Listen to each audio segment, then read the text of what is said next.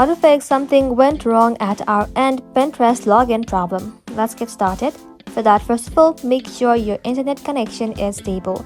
You can try switching between Wi-Fi and mobile data and then attempt to log in again. After that, you can go ahead and simply force close Pinterest. Open the recent app on your mobile device and just like that, swipe the Pinterest app completely and then reopen it and then try logging in again. This can fix temporary glitches.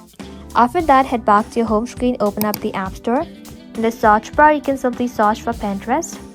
Once you search for it, you can tap onto it, and if there's any update available, you can tap onto it and update your application to its latest version. Updating the app can fix bugs that cause login errors. Now after that, head back to your home screen and then see if the problem is fixed or not. If not, head back to your home screen, long press on the app, tap on Remove App, tap on Delete App, then tap on Delete again.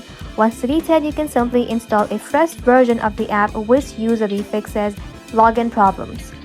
Also, you can check Pinterest server status. Sometimes the issue is not on your device but the Pinterest server. So, if that's the case, you simply need to wait until the server issue is fixed. That's it. Thank you all for watching. If this video was helpful, consider subscribing to our channel and liking this video.